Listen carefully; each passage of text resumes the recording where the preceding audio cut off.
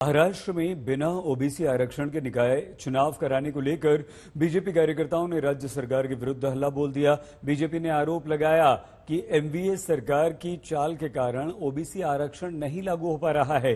NDA ने पलटवार करते हुए कहा कि महाराष्ट्र में ओबीसी आरक्षण लागू न हो पाने के कारण केंद्र सरकार है, हम नहीं। ओबीसी आरक्षण को लेकर बुधवार को मुंबई में बीजेपी ने प्रदर्शन किया।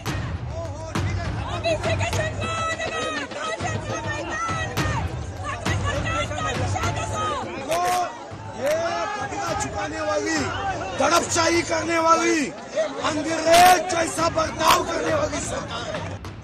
प्रदर्शनकारी अपने पार्टी दफ्तर से मंत्रालय की तरफ जाने की कोशिश कर रहे थे, पर मरीन ड्राइव पुलिस ने उन्हें रोक दिया और करीब 40 बीजेपी कार्यकर्ताओं को हिरासत में ले लिया। महाराष्ट्र में निकाय चुनाव बिना ओबीसी आरक्षण के हो रहे हैं। बीजेपी आरोप लगा रही है कि मुख्यमंत्री उद्धव ठाकरे ने इस ओर ध्यान नहीं दिया, इसलिए एमपी में तो ओबीसी आरक्षण लागू हो गया और महाराष्ट्र देखता रह गया।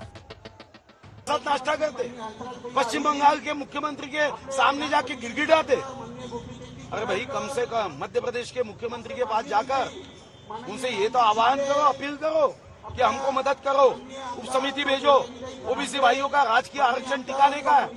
ये सरकार पूरी तरह से फेल है, विफल है। जनता ने ऐसे सरकार को आने वाले दिनों में जब भी हमें मौका मिलेगा रस्टिकेट कर देना चाहिए। एनडीए सरकार में शामिल कांग्रेस ने बीजेपी के प्रदर्शन को राजनीतिक स्टंट करार दिया और कहा कि देवेंद्र फडणवीस सरकार के शासन में ही केंद्र के समर्थन से महाराष्ट्र में ओबीसी आरक्षण खत्म हुआ था, जिसे उनकी सरकार लाने के लिए प्रतिबद्ध है, जबकि बीजेपी के लिए ये सिर्फ राजनीतिक खेल है। एक ही पैरामीटर हर राज्य के लिए होना चाहिए और महाविकास आघाड़ी पहले से कह रही है कि ओबीसी के साथ ही चुनाव होना चाहिए और उसी के ऊपर संघर्ष भी कर रही है।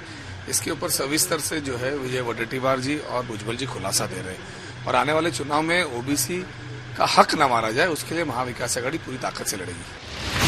दरअसल बीजेपी सरकार ने साल 2019 में स्थानीय निकायों में ओबीसी को राजनीतिक आरक्षण दिया था, लेकिन सुप्रीम कोर्ट ने कहा कि महाराष्ट्र में स्थानीय निकायों में ओबीसी के लिए आरक्षण अनुसूचित जाति, अनुसूचित जनजाति और ओबीसी के लिए आरक्षित कुल सीटों के 50% से अधिक नहीं हो सकता।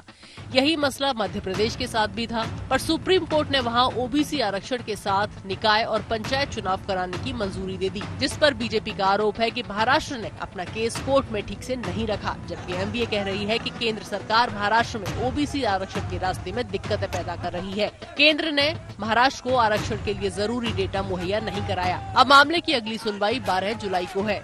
आज तक ब्यूरो।